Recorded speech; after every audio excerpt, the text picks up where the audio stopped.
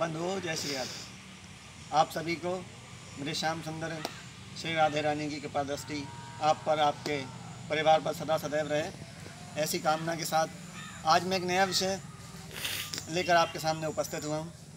बंधुओं, आपको शायद जानकारी ना हो कि भगवान शंकर जी के 13 पुत्र और पुत्रियाँ, लेकिन अब 8 कैसे रह गए, अब उनकी गणना 8 में कैसे होती है। तो बंधुओं, और भगवान शंकर जी के जो 13 पुत्र और पुत्रियाँ हैं, इनकी उत्पत्ति कहाँ से हुई।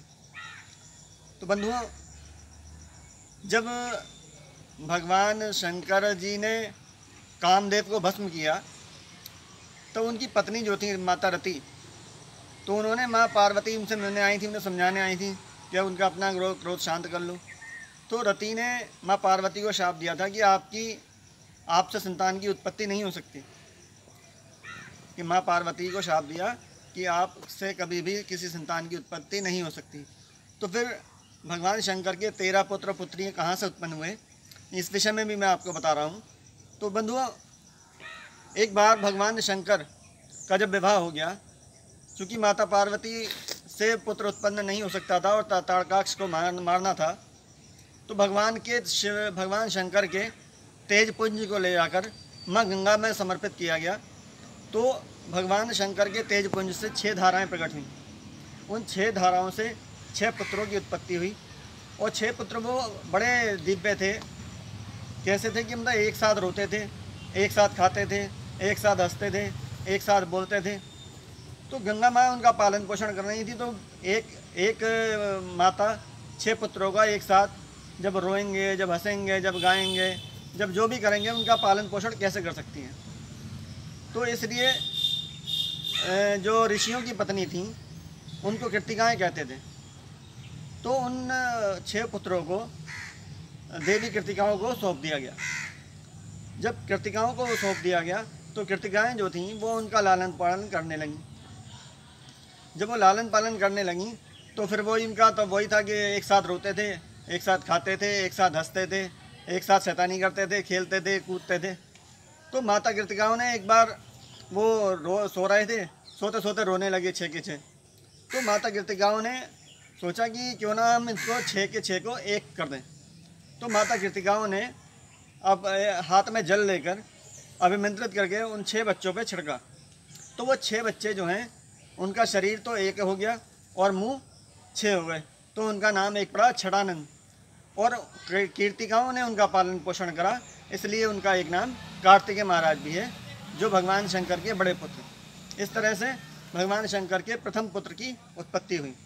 तो बंधुओं, दूसरा आपको पता है कि गणेश जी की उत्पत्ति तो सब जानते हैं कैसे हुई। माँ गौरा ने अपने तन के मैल का पुतला बनाया और उससे फिर माँ पार्वती के तन की उस विभूति से गणेश जी की उत्पत्ति हुई। अब बचती हैं भगवान शंकर की 6 पुत्रियाँ। उन 6 पुत्रियों की उत्पत्ति कैसे हुई। तो एक बार भगवान शंकर जी गंगा स्नान करने के लिए गए। उनकी इच्छा हुई कि चलो मैं आज गंगा में स्नान करके आता हूँ। तो भगवान जब चले तो चलते चलते उन्हें पसीना आने लगा। तो जब जैसे ही भगवान शंकर गंगा जी में प्रवेश किया तो उनके पसीने की 6 धाराएँ निकली, 5 धाराएँ निकली। उन 5 धाराओं से भगवान शंकर की 5 पुत्रियों ने जन्म लिया। वो 5 पुत्री, पहली जया, दूसरी विश्रा, सामरीवारी, तोतली और देव, ये 5 भगवान शंकर की पुत्रियाँ गंगा जी से फिर उत्पन्न हुई। तो बंधुओं, 5 और 6 11 पुत्र पुत्रियाँ भगवान शंकर की जो हैं वो गंगा जी से उत्पन्न हुई हैं। तो गंगा जी में जब वो उत्पन्न हुई तो गंगा जी में वो भगवान शंकर के साथ जल क्रीड़ा करने लगी। तो किसी ने माता पार्वती को जाके कहा कि वो भगवान शंकर तो किन्हीं स्त्रियों के साथ जल क्रीड़ा कर रहे हैं। तो माँ पार्वती गुस्से से लाल होकर वहाँ पहुँची गणेश जी के साथ।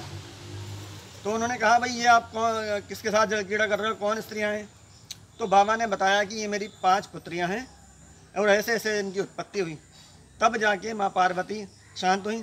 तो बंधुओं, जो हमारे आपने देखा होगा शिवलिंग के ऊपर कलश रखा रहता है, तो वो गंगा जी का कलश नहीं है। मैंने आपको पहले भी वीडियो में एक बार बताया था। वो भगवान शंकर की 5 पुत्रियाँ हैं, जया, विषहरा, सामलीवारी, तोतली और देव। ये भगवान शंकर पे हमेशा जल क्रीड़ा करती रहती हैं, जल छिड़कती रहती हैं। तो मैंने बताया था पहले भी आपको कि यदि आप जल ना ले जा सको घर से, तो केवल उस कलश को छू भी लोगे तो आपको गंगा जल चढ़ाने का या जल चढ़ाने का पुण्य प्राप्त हो जाता है। दूसरा, बेलपत्री अगर आप नहीं ले जा पा रहे हो, तो बेलपत्री अगर भगवान शंकर पे चढ़ी हुई है तो अगर आप उसे धो के फिर से चढ़ा देते हैं तो कथा कहती है, शिव पुराण कहती है कि आपको उसका 4 गुना फल प्राप्त होता है। अगर नहीं ले जा पाए आप, तब ये नहीं कि जानबूझ के ना ले जाओ, आप वहीं से उठा के चढ़ा देंगे। कभी ऐसा बाई चांस हो जाए आप ना ले जा पाओ, आपकी श्रद्धा हो कि हमें बेलपत्री चढ़ानी है, तो वहीं से उठाओ, उसे धो और फिर चढ़ा दो। तो बंधुओं, जो फिर भगवान शंकर की छोटी पुत्री जिनका नाम अशोक सुंदरी, ये कहाँ से उत्पन्न हुई? तो बंधुओं, एक बार भगवान शंकर और माँ पार्वती, अधिकतर ये रोज़ ही घूमने जाते हैं कहीं ना कहीं, ऐसा वृतांत, ऐसे कथा कहती हैं कि रोज़ भगवान शंकर और माँ पार्वती माता कहीं ना कहीं भ्रमण करने जाते हैं। तो एक बार माँ पार्वती ने कहा कि प्रभु, बड़ी इच्छा हो रही है, कहीं घूमने चलते हैं। तो बोला कहाँ चलोगी? तो माता ने कहा कि चलिए सुंदरवन चलते हैं। आपको मालूम नहीं होगा, सुंदरवन काशी में है। और जब काशी में माँ पार्वती के साथ भगवान शंकर पहुँचे तो भगवान शंकर को किसी भक्त ने पुकारा। तो भगवान शंकर ने कहा माता से कि आप इतना यहाँ घूमो, भ्रमण करो, मैं आता हूँ। तो भगवान शंकर जब चले गए तो माता अकेली हो गई।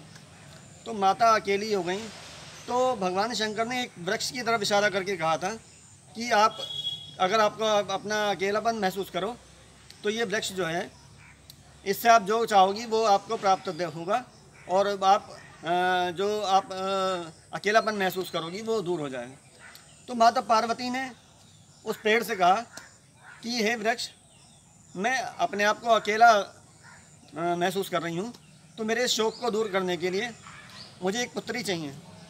तो उस वृक्ष से एक पुत्री का उत्पत्ति हुई, जिनको अशोक सुंदरी कहते हैं। अशोक सुंदरी का मतलब जो अपने शोक को हर ले, वो अशोक, और सुंदरवन में उनकी प्राप्ति हुई, इसलिए उनका नाम अशोक सुंदरी पड़ा। तो इस तरह से भगवान शंकर के 13 बच्चे उत्पन्न हुए, और सबसे छोटी पुत्री अशोक सुंदरी जो है, इनका व्यापारियों के लिए तो बहुत ही बड़ा महत्व है। अगर इनकी पूजा विधि व्यापारी वर्ग जानता हो तो फिर तो कहना ही क्या। तो कभी धन की उनके पास कमी नहीं होगी, उनका व्यापार दिन दुना रात चौगुना बढ़ेगा। वैसे तो हर मंत्र की अपनी अलग व्याख्या होती है, लेकिन फ़िलहाल आज के लिए इतना ही। जो आप सबको कोटि कोटि धन्यवाद। मेरे इस चैनल को आपको पसंद आया हो तो सब्सक्राइब करें, लाइक करें, शेयर करें, और आप सब पे भगवान श्याम सुंदर श्री राधे रानी की कृपा दृष्टि सदा सदा बनी रहे। इसी आशा के साथ सबको जय श्री राधे, धन्यवाद।